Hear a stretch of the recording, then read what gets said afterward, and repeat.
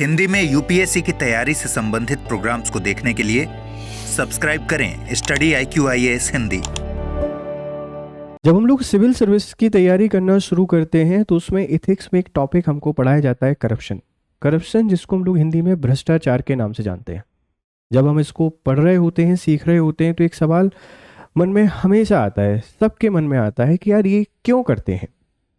आप जब जिस जॉब की तैयारी कर रहे हो उस जॉब में सब कुछ आपको मिल रहा है। एक प्रेस्टिजियस जॉब है जिसमें नाम है, रुतबा है, ओहदा है, ढेर सारे गवर्नमेंट पर्क्स हैं जिसमें बड़ा बंगला, गाड़ी और ढेर सारी फैसिलिटी आपके लिए अवेलेबल है। आप कहीं भी जाते हो घूमने के लिए तो आपको वो सारी फैसिलिटी मिलती हैं जो मिलना चाहिए। इतना सब कुछ होने के बाद भी आजकल या इससे पहले जो हमारे प्रशासनिक अधिकारी हैं इस बात को भूल जाते हैं कि आपको इस देश को चलाने के लिए बनाया गया है, ना कि खुद को बनाने के लिए। हम देखते हैं कि लोग सिलेक्ट होते हैं, सिलेक्ट होने के अगले दिन ही बड़ी बड़ी गाड़ियां आ जाती हैं। कहाँ से आ जाती हैं? जो सिलेक्टेड लोग हैं उनसे बात करो तो कहते हैं सिस्टम का हिस्सा है, सिस्टम में रहना ही पड़ेगा। ये कौन सा सिस्टम है, कौन सिस्टम को चला रहा है, हमें को कभी समझ में ही नहीं आता है। आज हम एक ऐसे ही मुद्दे पर आपसे डिस्कशन करने के लिए आए हैं जो कि एथिक्स पेपर 4 से रिलेटेड है। आप लोगों को क्या लगता है कि ऐसी क्या मजबूरी होती है कि जो अधिकारी होते हैं, जिनको इतनी सारी फैसिलिटी मिलती है, उसके बाद भी ऐसा कुछ करते हैं? आप मुझे एक सवाल का जवाब दीजिएगा कि आप एक IAS ऑफिसर हैं या आप एक PCS ऑफिसर हैं, और आपको अगर ऐसा करने का मौका मिलेगा तो आप किस तरीके से सिचुएशन को टेकल करेंगे? क्या हमारा ईमान और नैतिकता इन सबसे बढ़कर होती है? चलिए समझने की कोशिश करते हैं कि घटना क्या है।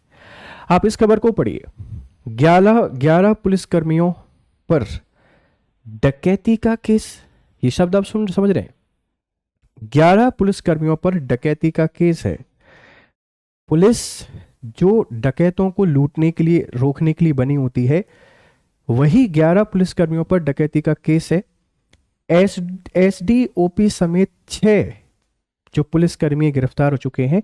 सिवनी में हवाला की 3 करोड़ में हेरफेर आरोपी छोड़ा था, CM बोले किसी को नहीं छोड़ेंगे। आप सोचिए कि कितनी बड़ी घटना है। हालांकि न्यूज़पेपर में यूं ही निकल जाएगी और कुछ समय के बाद सब भूल भी जाएंगे, और बहुत बड़ा मसला हुआ तो शायद इसको यूं ही सेटल भी कर दिया जाएगा। हवाला के पैसे आप लोग समझते हैं, गैर कानूनी पैसा, ऐसा पैसा जिसका कोई हिसाब किताब नहीं है, और इतना खतरनाक होता है कि इस पैसे का उपयोग देश के खिलाफ ही किया जाता है। मतलब इन लोगों पर तो NSA लगना चाहिए, नेशनल सिक्योरिटी एक्ट के अंतर्गत इनको गिरफ्तार करना चाहिए और फिर इनको कड़ी से कड़ी सजा दी जानी चाहिए। रक्षक ही भक्षक बने। हमने बहुत सारी खबरें सुनी थी, आज देख भी रहे हैं। 3 करोड़ पैसा था एक कार में, उसमें से 1.5 करोड़ पैसा निकाल लिया और बाकी जाने दिया। जब खबर सामने आई तो समझ में आया कि पुलिस और सिस्टम कितना करप्ट हो चुका है। मतलब करप्शन का लेवल देखिए आप। हवाला का पैसा था, कोई नॉर्मल पैसा नहीं था, उस पैसे को भी छोड़ दिया, केस दर्ज नहीं किया। हमने कुछ दिनों पहले देखा था कि एक IAS अधिकारी ने कुछ 10 करोड़ को 4,000 में कन्वर्ट कर दिया। ये हुआ क्या है? अधिकारियों को क्यों कर रहे हैं? इसके पीछे भी कारण समझने की कोशिश कीजिए। देखो, ये जितने भी लोग आ रहे हैं ना आजकल IAS और PCS में, इसका जो मेन कारण मुझको लगता है, IAS PCS में जितने भी लोग आ रहे हैं ये IIT और ये बड़ी बड़ी डिग्री वाले लोग आते हैं। अब इनका पर्पस IIT करने के पहले कुछ और होता है, फिर सोशल मीडिया का ग्लैमर दिखता है, वो तड़का दिखता है कि यार IAS बन जाएंगे तो कुछ इस तरीके की हम भी एक हीरोगिरी दिखाएंगे। उसके कारण आ तो जाते हैं इन सिविल सर्विसेज में, लेकिन इनके जो साथी होते हैं, जो इनके साथ IIT और कुछ और कर रहे थे, वो चले जाते हैं बड़ी बड़ी कंपनियों में। उनके पैकेजेस होते हैं करोड़ में, CR में। अब इनका मन नहीं लगता है क्योंकि रुतबा भी चाहिए, पैसा भी चाहिए। पैसा उतना नहीं है, हम सबको मानना पड़ेगा। फैसिलिटी ढेर सारी है लेकिन पैसा उतना नहीं है। तो उन लोगों से मैच करने के लिए शायद ये कुछ इस तरीके के काम करते हैं। या हम लोग कह सकते हैं कि हमारी जो सोसाइटी है, सोसाइटी का जो सोशल स्टेटस है, इस सोशल स्टेटस को मेंटेन करने के लिए कि जिसके पास पैसा होता है उसको ही तवज्जो दी जाती है, शायद इसलिए ऐसा करते होंगे। या फिर इसके पीछे एक और कारण ऐसा हो सकता है कि पूरा जो सिस्टम ही है वो करप्ट हो चुका है। मतलब हमारा जो सिस्टम है वही करप्ट हो चुका है। आज छोटे से छोटे व्यक्ति को देख लीजिए, जिसके पास कुछ भी नहीं है, अधिकारी बन जाए तो कल सब कुछ आ जाता है। कुछ भी नहीं है, एक छोटा सा कोई राजनीतिक पद धारण कर ले, सब कुछ आ जाता है। ये कैसे आ रहा है सब कुछ, जब सैलरी तो लिमिटेड है?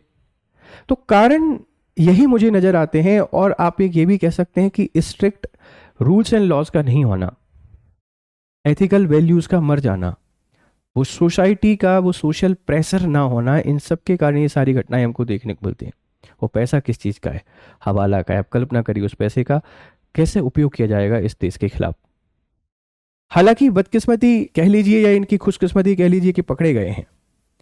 गांधी जी को भी लगता होगा कहाँ मुझे छाप दिया है, मैंने देश को आज़ाद कराया इन लोगों के लिए जो देश के ना संविधान को मानते हैं, ना तंत्र को मानते हैं, ना व्यवस्थाओं को मानते हैं, सिर्फ और सिर्फ खुद को मानते हैं और सिर्फ करप्शन करते हैं।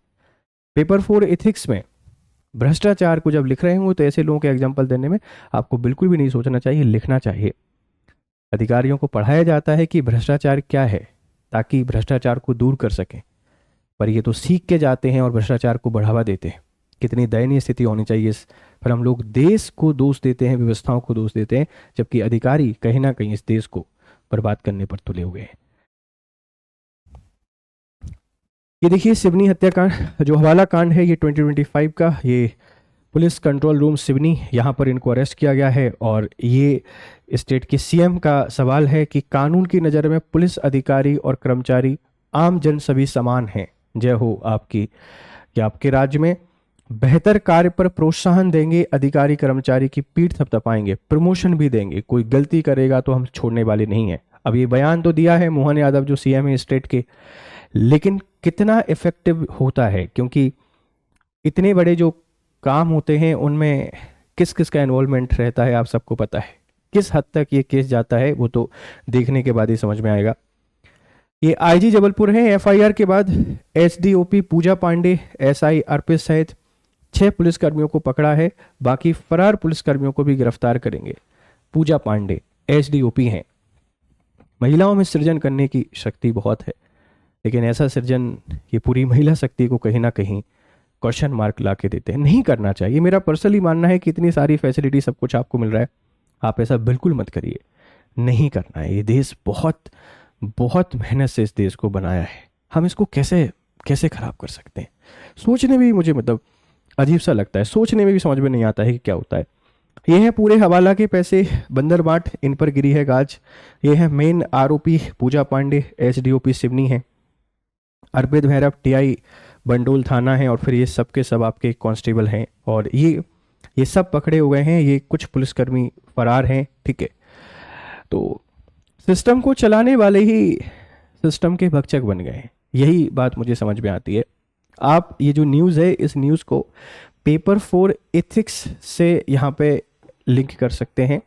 पेपर 4 में जब हम लोग करप्शन वाले टॉपिक को लिखेंगे, करप्शन जिसको आप लोग भ्रष्टाचार कहते हैं, इस भ्रष्टाचार वाले टॉपिक में आप इसको लिख सकते हैं कि क्या किस लेवल पर भ्रष्टाचार हमको सिस्टम में देखने को मिल रहा है। अपने पर्सनल इंटरेस्ट के लिए नियमों और कानूनों को पूरी तरीके से ताक पर रख दिया जाता है, और कुछ पकड़े जाते हैं, बाकी सब चल रहा होता है।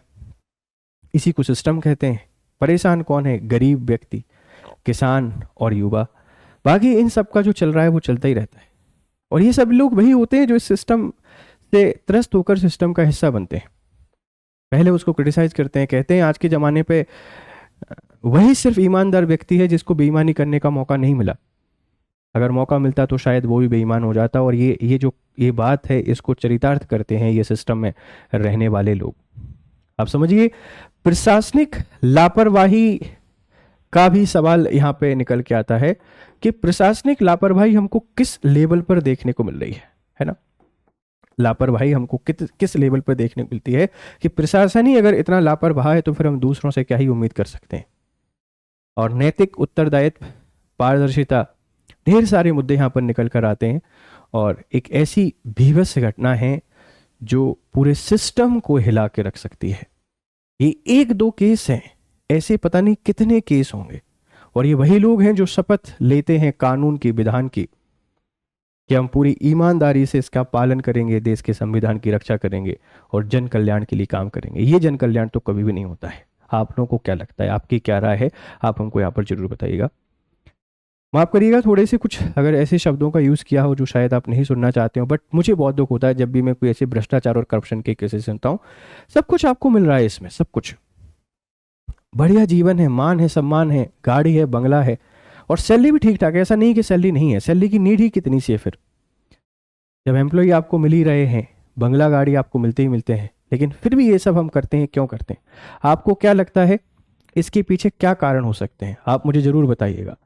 और अगर आप एक अधिकारी हैं और आपके क्षेत्र में ऐसा कुछ हो रहा है तो फिर आप क्या क्या कदम उठाएंगे इस घटना के पीछे? और आप मुझे बताइए